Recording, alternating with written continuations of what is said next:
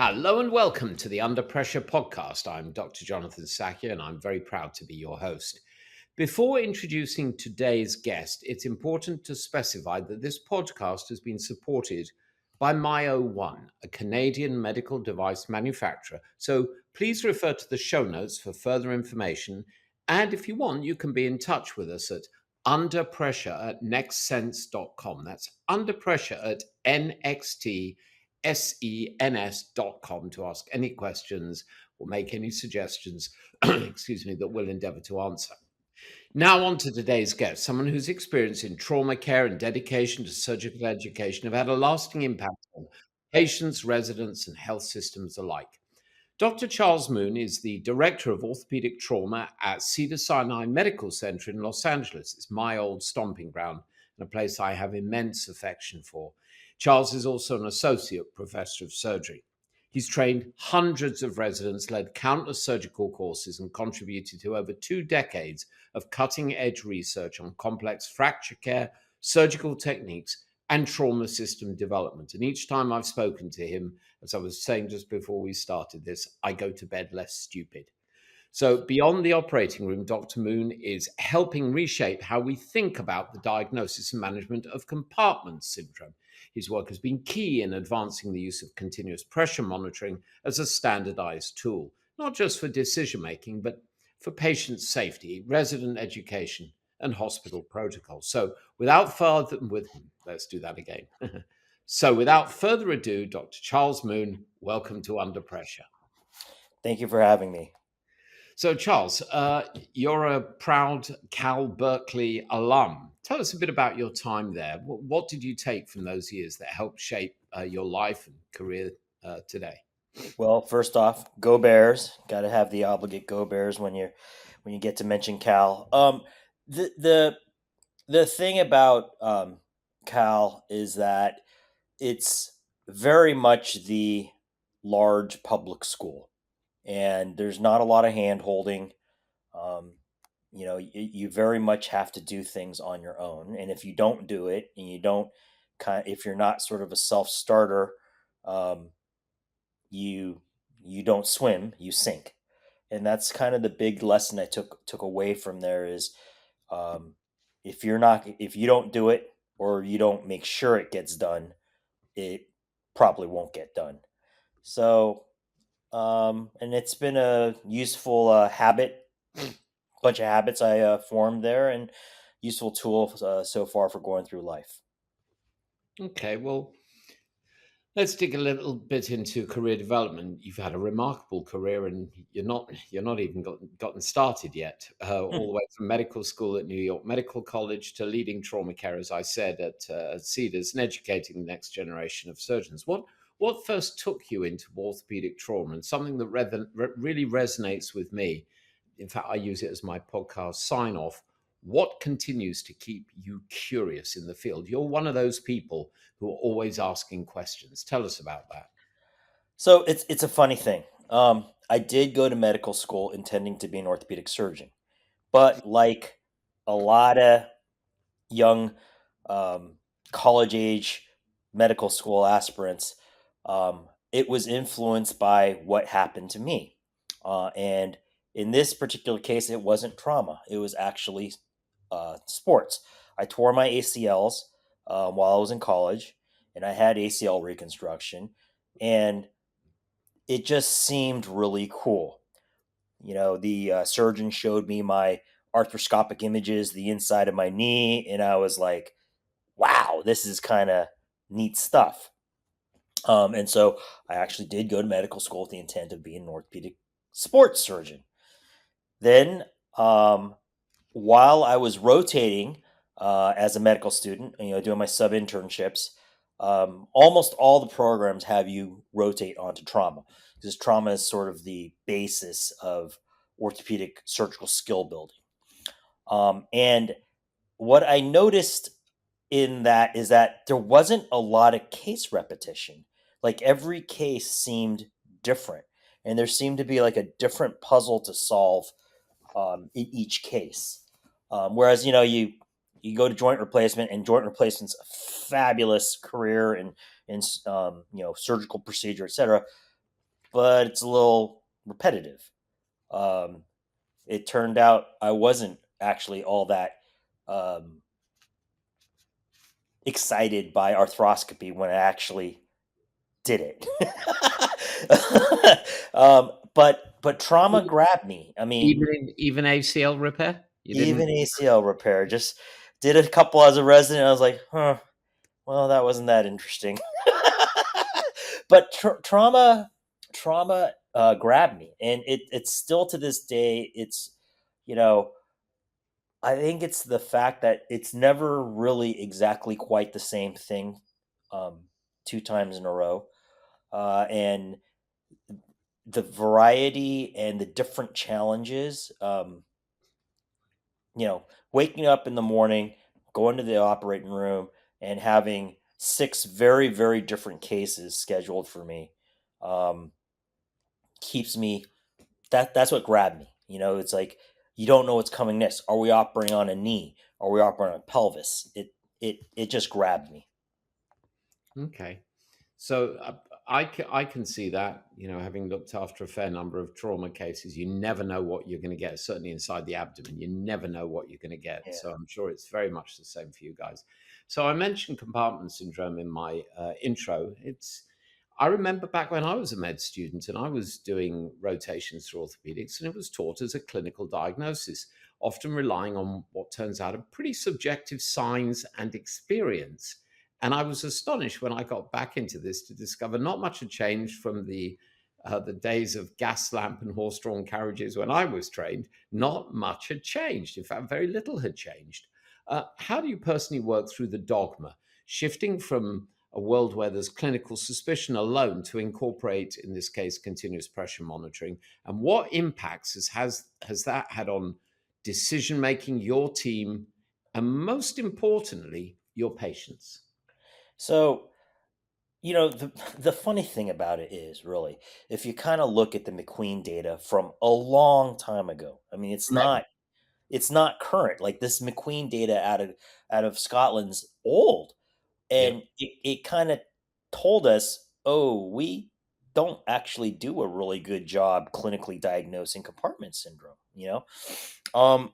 And the problem, of course, being that from while they seem to have it dialed in, and talking to the people from Glasgow and stuff, the rest of the world doesn't have a very easy time, you know, doing the MacGyver continuous pressure monitoring that they do.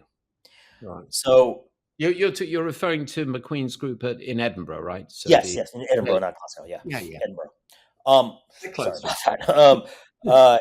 And so I think that's where this dogma has come from. Has been the clinical dogma has been more sort of a practicality approach, and that's where this clinical dogma came from. Of course, the problem is we have all these fallouts from that. We have all these patients you can't reliably clinically exam, and then you have logistical manpower issues. Like that means somebody who's proficient in the exam, or who we at least think is proficient in the exam, has to be around to examine them regularly. And, you know, that runs into real life issues of, well, is that person really around? Can they be around 24/7? Blah, blah, blah. So, um, as much as this dogma has existed, and it was certainly dogma up until pretty recently. So, I started, medical school in 1992, and it was certainly the dogma back then. And up until recently, last, 5 years or so, it's kind of been unquestioned, even though this really good data from Edinburgh has existed actually since the 90s. Um, so I think the big thing is that suddenly somebody gave us an easy and practical method to do continuous monitoring, and that's been the missing piece, because it just hasn't been that easy to do or that practical to do a lot of the time. And that's where, um, even though we kind of know something, when you can't really do that thing that about, you fall back on whatever is considered the next best thing, even if it really isn't the next best thing, because as multiple papers have shown we're pretty lousy at clinically diagnosing compartment syndrome. You once said something to me, Charles, that it was like an aha moment. You were saying, you're a highly trained guy. Your time is hugely valuable. The time that you spend walking from point A to point B to go and look at a patient, and there's guidance, isn't there, on how often a patient needs to be seen with suspected compartment syndrome. If it's one person going backwards and forwards, there's a time commitment. But yes, there's consistency of observership. And you said to me, if I'm in the operating room looking after a patient and I've got to remind a resident, hey, can you go check on patient X, Y, or Z, I should say, X, Y, or Z. If it's a different resident, you're going to get a different perspective on what's there, no matter how highly trained they are. Is that right? Is that fair? Well, and that's sort of one of the issues, right? Consistency this is the whole reason why, you know, it's continuity of care is an issue. It's not just for this, for in general. It's continuity of care is an issue because seeing the same patient over and over and over, you get to know that patient. Whether or not we're talking about compartment syndrome, somebody you're following in your office for arthritis or whatever, and everyone has their own perspective on it. And yeah, I send the PGY3, I send the intern, I send because you end up sending whoever's available, right? Like that's real life, and that creates inconsistencies. And you know, everyone also has their internal biases. As much as people, may or may not want to acknowledge these things, and these things aren't. It's subjective, right? When I get the report back, oh, patient's fine, or maybe the patient's not fine, whatever the report may be.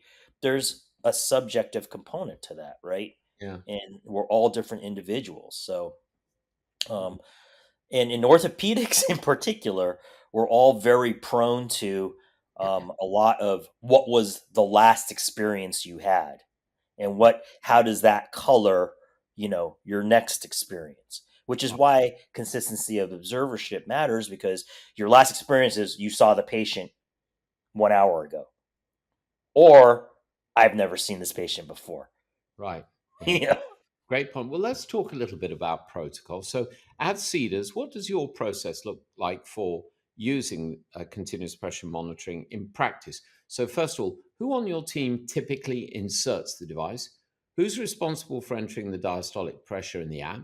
Walk us through when the clinical workflow that your team typically intervenes and how the steps you've taken to standardize that, because you're right, protocolizing these things allows you to then make consistent observations on what doesn't work. So this is one of the great things about it. Um, it allows us to have multiple different people putting in diastolic info or inserting it, etc., because the device itself gives us very consistent data and very reproducible data. So the protocol falls down to we have basically groups of high risk patients, and those patients are the one. And outside of that, if there's anybody that there's a clinical suspicion. But basically anybody who's had a vascular injury, high energy tibia fractures, high energy forearm fractures, anybody who's suspected of having some sort of reperfusion injury. Those, basically we have a category of diagnoses. They get monitors. Um, there's also a growing group of, softer call in terms of risk, but we want to do nerve blocks for pain control. Well, you just numbed up their leg or arm or whatever. They can't tell you how they're feeling. So we stick them in those patients as well. And in terms of who puts it in, it's a wide variety of people. Everyone has to be trained on how to do it. And everyone has to have, like, the first time they do it, they've got to be observed by somebody who knows how to do it to do it. But one of the nice things is, especially when you're talking about trauma anyway, for instance, leg compartment syndrome, it's the anterior compartment that we put it in because it'll reflect any changes in the rest of the leg. It's a little bit different than if you're doing like exertional compartment syndrome, or Sure. things are more esoteric like that. And so it's easy to train people consistently to put it into there. So it's actually a wide variety of people who end up physically putting the monitor in. We have the Myo Link, and so usually we haven't yet run into running out of Myo Links and active. Explain to people who are listening in what that means. The Myo Link is basically a Bluetooth device that puts the um, pressure data into the cloud. Um, it doesn't have any patient identifiers, so we actually have to separately know which device is in who. But because the information's in the cloud automatically, the pressures, um, it allows us to not have to have somebody necessarily go check and be within Bluetooth range to get the data and have it show up on our apps. It's just there, so So we can get our pressure curves easy. Again, this gets back to the whole practicality of it, which is very key to usage, right? Like if it's not easy to use, nobody uses it. Doesn't matter how slick it is and how great the data is. If it's not easy to use, it doesn't get used. And this is easy to use. So again, protocol, categories of patients, who puts it in. It depends. It could be anybody really on the team, anybody who is available, who's been trained, and that is a key. They got to have been trained. well, let's And talk a little bit about that process because it is very straightforward. I mean, that's the Mhm. beauty. I always like to say for medical technology, it needs to be NPD, PIP, nurse proof, doctor proof, idiot proof. It needs to be very, very simple to use. That's like the old joke of somebody looks at total knee instrumentation and says, "Well, isn't this over engineered?" And you're like, "That's the point." you know. So yeah, it's very simple. Like if you show somebody, we have there are these little foam leg models, so you can actually practice sticking it in, in a foam leg. And then, once in terms of, quote unquote, real life, I mean, it's easier than an IV stick. So, I mean, you're not looking for a blood vessel or anything. You're literally just shoving it into the compartment. And it's pretty easy. I mean, it's pretty easy. You go through the skin and then you get through the fascia. And Yeah. it's and the muscle bellies are pretty wide. They're kind of hard to miss. So, um, it's very easy to train people on it. But again, there's a little bit, you get some fresh intern in July. They're going to be nervous. They haven't really done a lot of actual procedural stuff. So you got to watch them once or twice before you let them fly. But So, as you say, the thing is simple. There's good educational assets available, nice little videos showing exactly how to do it, clean the skin, pop this thing in with some local if necessary, and if obviously if the patient's not obtunded. But that's also a great point that you made when we first talked. If you've got a patient who is unconscious, has multiple injuries, maybe under the influence of recreational pharmaceuticals or alcohol, it's difficult to evaluate them, right? And your other key point, which I loved, having broken a limb and knowing how darn painful it is, all the patient wants is to be out of pain, right? And if you can anesthetize them, if you can do a block and resolve their pain and not miss one of the signs, that's a good thing, right? 100%. I mean, every everything is about decreasing, one, patient comfort, but also decreasing narcotic use, right? Like there's just so much data about how even short-term courses of narcotics aren't really that great for you. It sensitizes your system, so to speak. Yeah. Um, so it's anything we can do to mitigate that, and there's side effects too. Cause they're already down, not moving, and you're going to give them something that's going to really lock up their plumbing. Makes them constipated. It's anything you can do for comfort. Yeah, absolutely. So the mobile application for the continuous pressure monitor now features calculated muscle perfusion pressure, which utilizes the manually entered diastolic blood pressure to derive the calculation, which I mentioned. For our listeners who may not be familiar, can you break down what perfusion pressure really is and why it's such a critical metric for diagnosing compartment syndrome? And when I first heard it, it was an aha moment. How does it help you cut through the uncertainty that often surrounds borderline cases? And do you see value in tracking similar metrics for other acute conditions? So, perfusion pressure is your diastolic minus uh, your. I mean, the big thing is we enter the diastolic pressure, and what we're looking at is less perfusion pressure. But we're looking at the pressure differential, and if you're, it doesn't really matter if you pop the thing in and the compartment pressures are like really really low. Okay, great. No one's worried. Like everyone's happy. But nobody.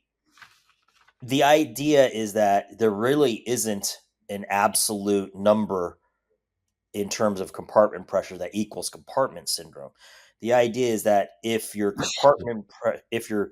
compartment pressure comes within a certain distance, a certain differential of your diastolic pressure, that means the compartment's not getting perfused. It's not getting the blood flow, because basically your diastolic pressure is not able to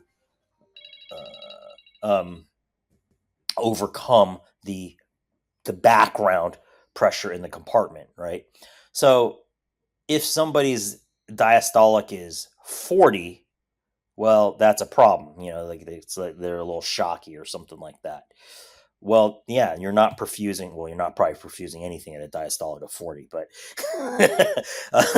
um, that means a compartment pressure of 20 is actually a problem potentially.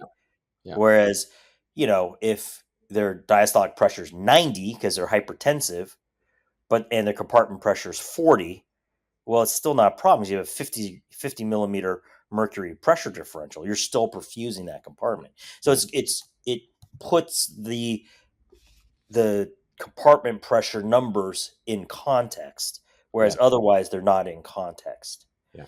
But Makes that's looking at individual numbers and individual moments in time. Um, the big magic with the Maya 1 is not the individual numbers and the individual moments in time. It's the ability to graph trends and see where things are over, a 45-minute period or so. Because that's really the key, right? When you see a sustained 45 minutes of, it's two things that we've been looking at. Either bad trends where it's just sort of creeping up, up, up, up, up, and it just keeps going. Or you've got that sustained 45 minutes of it, pressure differential less than 25, and you're just, okay, the jig's up. And that's really what it is. Like, it doesn't matter if the compartment pressure spike. Compartment pressure spike all the time. You jostle the patient in transport. You do a closed reduction, whatever. All these things will make compartment pressure spike. Spiking compartment pressures don't matter. And that's the whole problem with the traditional devices where we stab them with a large bore needle to take a measurement. Well, of course the compartment pressure just jumped when you did that because, oh, by the way, the muscle completely spasmed when you introduced that large bore needle into the muscle. The muscle surprisingly didn't like that, you know. And then people would complain because they were numbed up or whatever, or the muscle's already been traumatized so it doesn't respond anymore. And you'd stick them again, and you get a completely different number. And then they're like, this thing doesn't work. Well, actually, it is working because that's actually the compartment pressure or whatnot. But you don't know because you only get these single, measures in time, and you have to re-stick them to get the new number. So it didn't work. Obviously, we've had other ways of doing it. Set up the A line and do the thing like was described in the um, uh, Edinburgh papers with the McQueen data, but again, that's cumbersome, and it's just not that practical. And there's a lack of consistency in measurements. But the key thing you mentioned is it's continuous pressure. The key is in the word, the Yeah. phrase, right? Continuous. You'll get it, and it's seeing the trend and what's happening to that delta between the diastolic and the compartment pressure that suggests how well the tissue is or is not being perfused. You mentioned at the beginning other situations, and I wondered.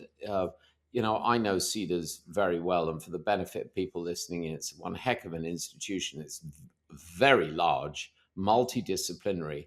How often are you seeing delayed recognition? Or let me phrase it another way. How often are you seeing your colleagues in other specialties recognizing that delayed recognition of compartment syndrome outside of ortho, say in general trauma, ICU, general surgery settings, ECMO, all these sort of things? And do you think continuous pressure monitoring could improve early detection and interdepartmental coordination in those scenarios? And who, in your view, should be responsible for managing these patients? We won't tell the vascular surgeons if you say it's the orthopods who should be doing it. So, I will say, to the credit of the other services, they're pretty sensitive about the topic. Um, they, at least my impression of it is they're very sensitive about the risks of compartment syndrome. And functionally at our place, it ultimately falls down on ortho. Everyone ends up calling us up. Even the only times I think we probably don't get called for monitor placement um, is vascular will place their own. I'm pretty they have been, but even then, when it comes to actual fasciotomy, they tend to still call us up. Right. Um, but the other services, they're pretty. They seem to have it. It's on their radar, it's on their radar in a good way, in the sense of we get called way too often, but that's okay because that's what you want. Um, and they kind of acknowledge we don't know. They don't say, oh, we're confident one way or the other, you know. So there's a very large ECMO program at the hospital, extracorporeal membrane oxygenation, or in LVADs. Um, and the issue with that is they end up putting large bore cannulas um, into arteries and veins, and sometimes downstream you don't get very good flow, and so they're very cognizant of that. So we have a large number of patients on these uh, uh, devices in the hospital, and that's one of our biggest um, uh, services we consult for, because it's a high risk decision. You don't want to miss one, right? Because that means you're going to have a dead leg or a dead arm or whatnot. Um, but at the same time, you don't want to gratuitously fasciotomize these patients either, because they're all fully heparinized. So it's going to be a bloodbath. So it's one of the services that we consult with frequently, and again, I think they have a very it's on their radar in a good way.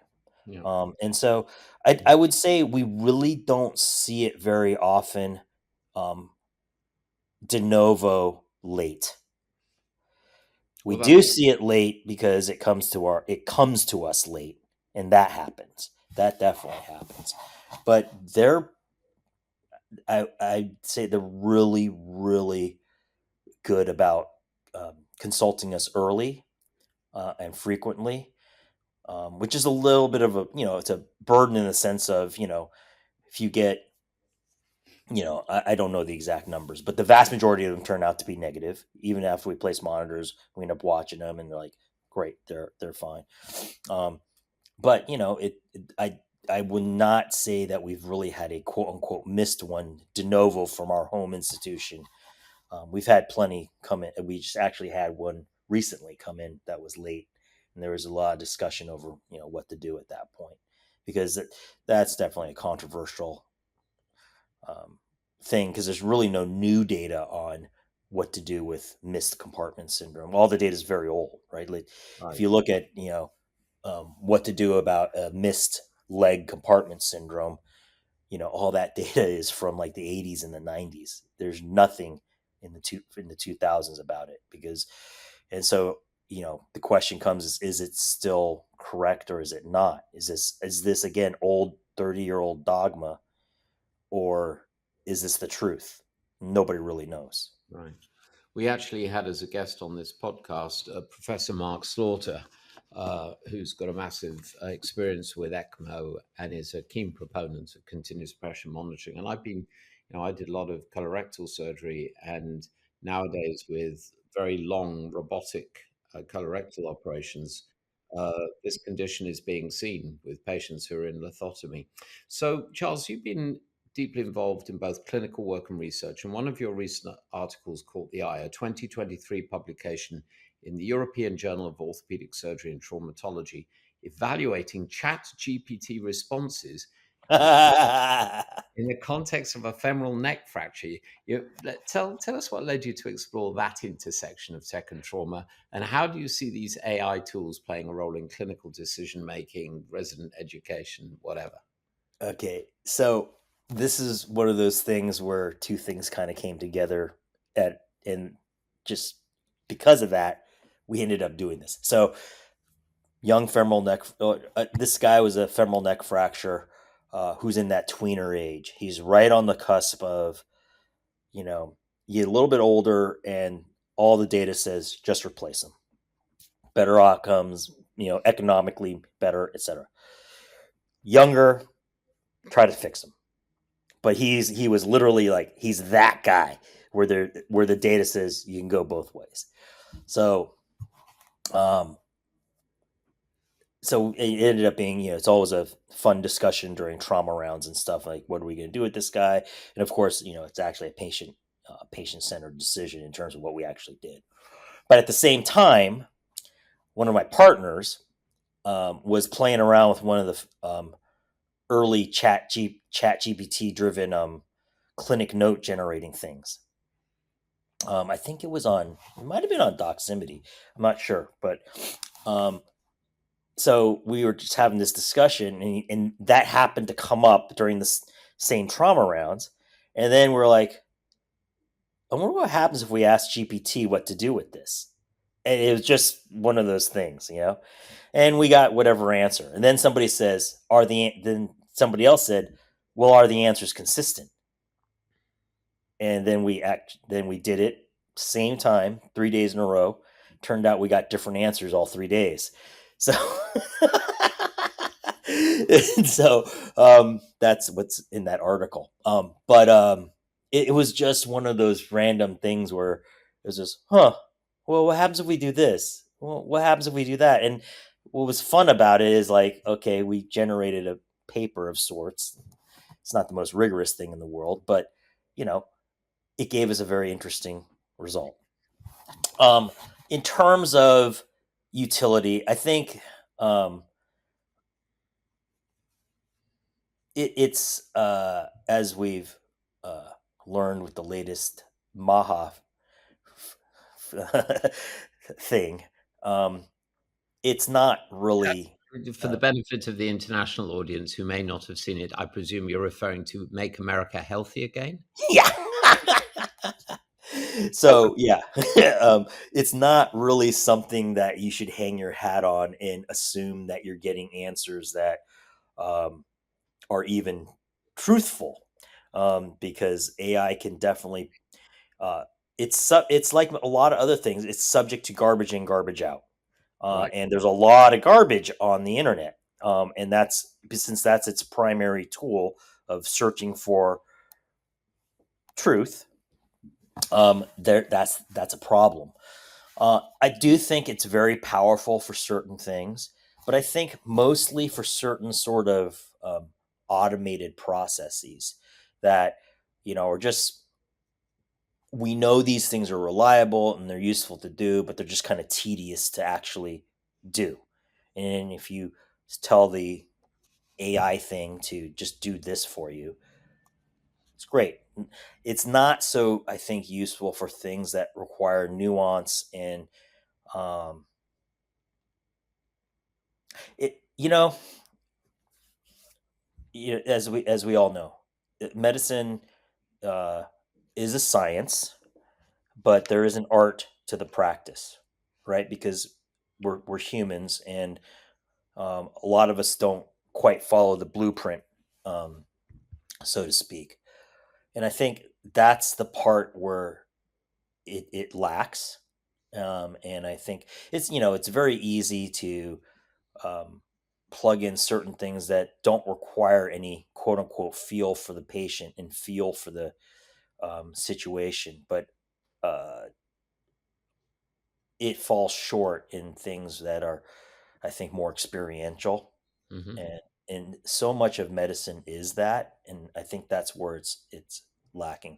It's probably, in my mind, going to be very useful for big box things, um, large scale decisions about, you know, is this a better diabetes treatment or is that a better diabetes treatment, Yeah. on large populations. And I think it's going to be really useful for those sorts of things. And then, in our everyday lives, it's useful for, things like, you know, I want to generate a quick letter that I'm going to then proofread and edit for a medical student. Okay, give me his CV. I'll add in like some color commentary. Great. Yeah, It with you. it makes certain things easier and quicker. Not going to lie, um, but I don't know that doing a lot of medical decision making, except for, again, very objective things. Things are driven by numbers or whatnot anyway. I don't know that it's very, very good for that. Yeah, I'm with you. Person on top. You need to have human input. Great for large data sets, but Yes. if you're just using it as a tool to search the internet, as you know, there's a lot of garbage on the internet, and Mhm. it's going to troll through those. You can refine it by saying only reference peer-reviewed articles in top-tier medical journals in the last 5 years to help me reach the decision.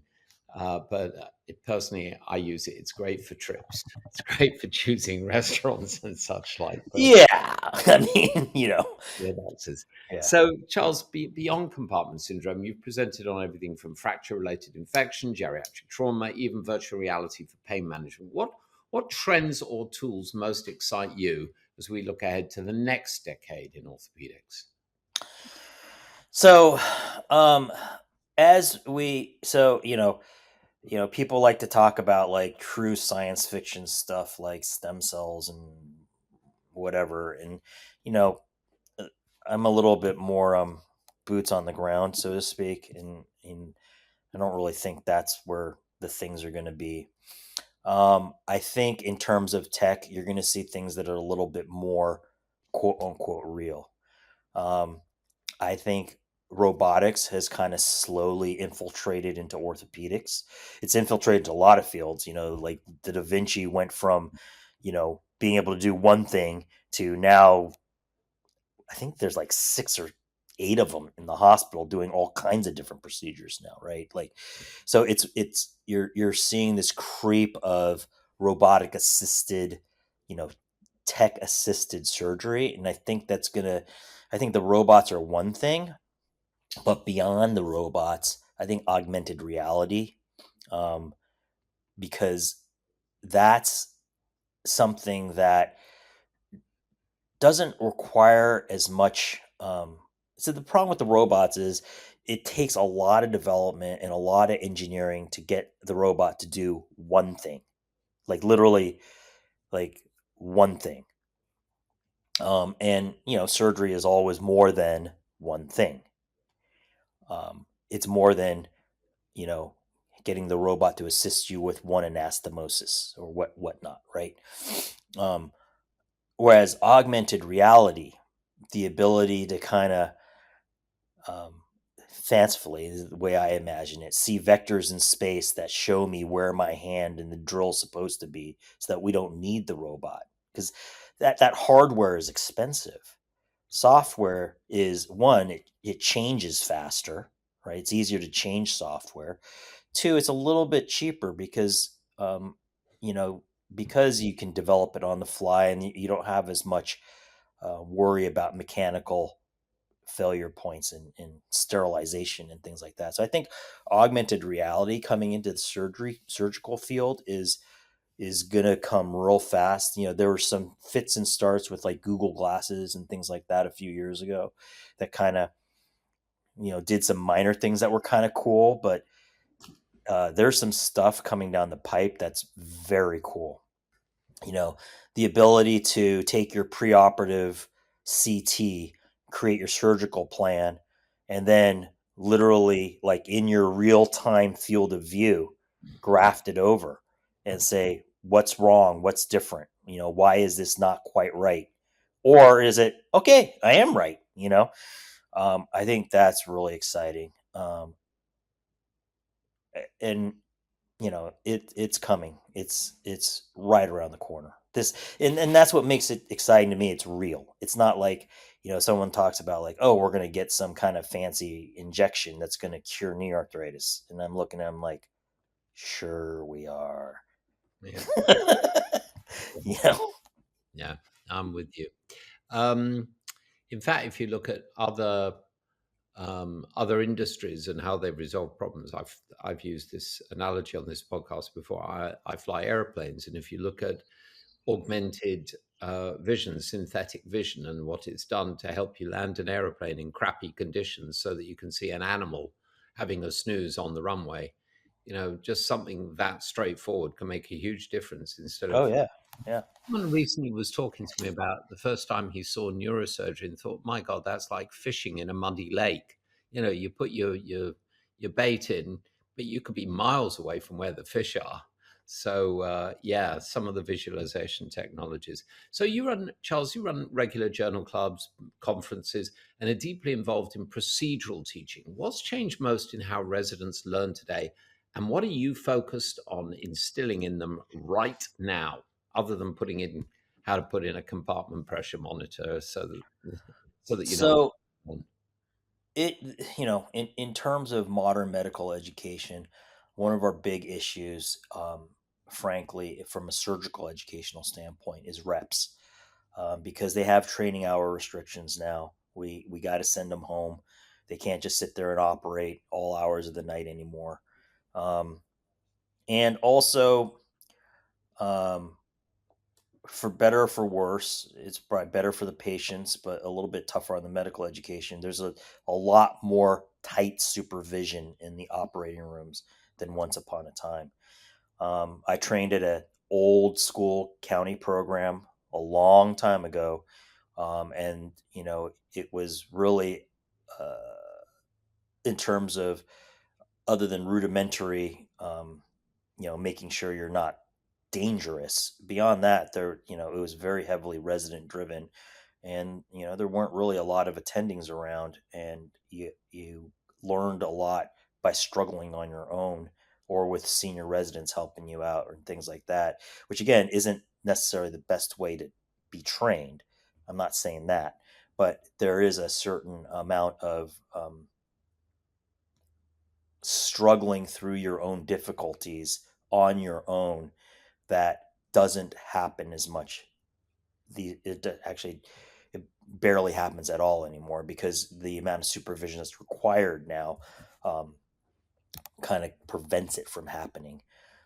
So I think that is something that's where the art is. I think in surgical skills teaching today is how how to get the residents to understand the fail points, and get through those fail points without necessarily letting them struggle through the whole thing, because we just can't. I mean, we can't do that anymore.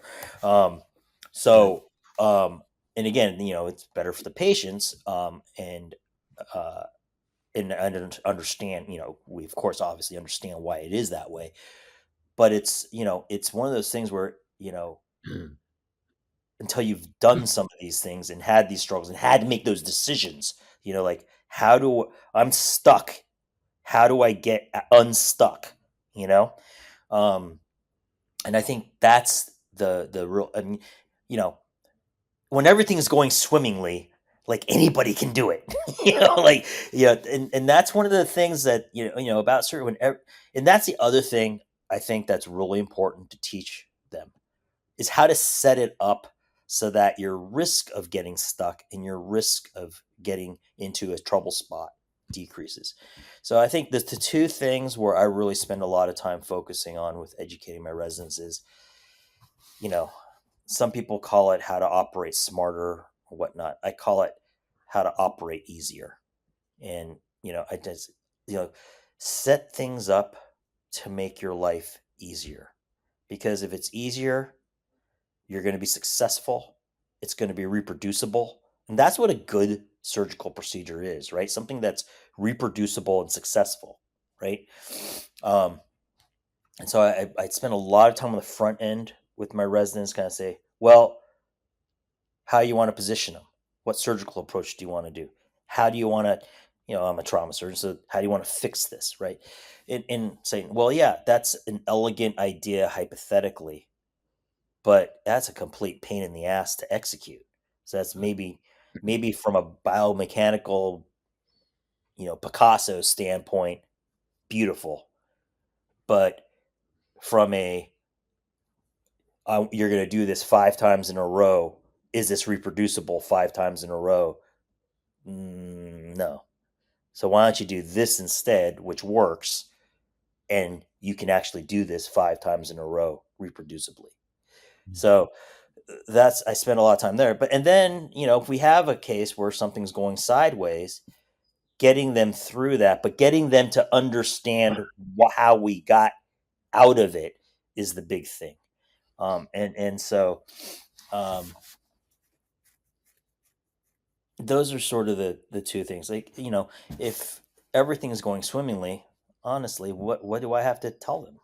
It Yeah. went swimmingly. You know?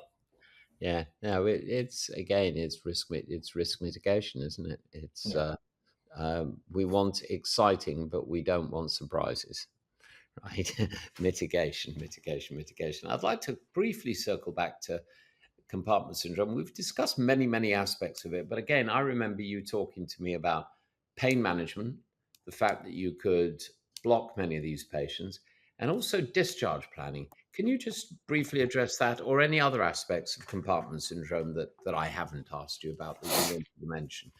And then No, I mean, I think one of the new evolving things is um, pain management, and in on that front, blocking things that we traditionally did not block because we were worried about being able to observe them for compartment syndrome. right, Uh, Discharge. So this is where you got to have a little bit. So you can do this, high tibial osteotomies and things like that that are kind of considered outpatient procedures, but they're a little risky because of the risk of compartment syndrome. Um, you need to have that a good discussion with the patient so they understand what this is when they're looking at this little thing, because right now anyway we have no way to get the data remotely once they go home because the myolinks aren't so prevalent that we can send all the patients home with them, but maybe it will be soon, but not right now. um, so that you tell them, look, if the numbers exceed this and stay above this for a while, we kind of need to know. And that's where we've been. I'm sure there's other programs, ways to go about it logistically, but that's where we've been. Um, and I think that is a very useful tool because it kind of takes away some of your fear. You get a patient with a isolated tibial shaft fracture, and you drop a nail in, uh, and if you block them, there's nothing preventing them from going home the same day, except you're worried about observing them. I mean, generally we end up holding them because we don't block them and they're sore as heck and they got to stay for IV pain meds, right? Because it hurts, you know. Um, and so but if you block them, they don't have any pain. but you need to do something to mitigate your compartment syndrome risk. Yeah. But that's a huge win if everyone they can go home and you can mitigate that risk. So it's a Yeah. huge win. Yeah. And I think medicine has taught us. I moved to Cedars in 1989, and we helped launch the laparoscopic surgical revolution from there. And that dramatically changed the way we looked after patients with gallbladder disease. They went from spending 7 days in hospital, coming in the night before, to going home very shortly, after we got experience, within a day. Yeah. Within a day, same day. And Yep. that's much better for the patient. It's much better Absolutely. for the healthcare system. It's much better for society. And that's what we should be doing. Just because we've done things one way for many, many years. And I think it's people like you, Charles, who are constantly saying, yeah, I know we do it that way, but why? Why do we do it that way? And how do we change it? Charles, is there anything that I have failed to ask you that you wanted to address about compartment syndrome or about anything else? If so, please have at it. And if not, maybe come up with something pithy, like a take-home message. So if people don't remember anything else about this podcast, they remember. Oh wow! I hadn't thought about anything smart alecky to comment on, but again, I think things like the Myo One. It gets back to the thing I was talking about before. It doesn't matter if it's the sleekest, uh, the most accurate thing, or the most slick thing, if it's not easy to use and not practical. So that's where we are with medicine. Like, we have all sorts of things we know about theoretically, and if you could do it this way or whatever, um, that would be like the quote unquote best way. Except if it's not, like I said, it's not reproducible, it's not easy to do, it's not cost effective, we can't use it. Like, it won't work. And you have to just remember to bring together, like, things that go forward and move our clinical practice forward are things that combine what are probable best practices. Like, and that's the other thing people got to remember. Best practices aren't static. Best practices change Yeah. because concepts change, understanding changes. We're not always perfectly right about everything. So, but the things that combine best practices with practicality are the things that really move medicine forward. Love it. Love it. Unfortunately, we're out of time, Charles, but I wanted to thank you for Dr. Charles Moon for taking the time to join us today. And I want to thank you not only for educating me, certainly, but for your infectious enthusiasm and joy in the profession that we're both privileged to be a part of. I would imagine if your residents don't know it, they are darn lucky to have something like you. And I'm not going to mention his name, but the guy who I did some training with when I was a medical student, who scared the living daylights out of me. You're a real joy to chat to you. Thank you, Charles. Thank you for having me. And to our audience, thanks so much for taking the time out of your busy days to listen and demonstrate a desire to see your patients receive the best possible care. Please share this with your colleagues, post on social media, and try out some of the things that Charles has been talking about, because they work. And if you want to write to us with comments, suggestions, or ideas for other podcasts, please write to underpressure@nextsense.com. That's underpressure at nxtsens.com. We'll also put it in the show notes.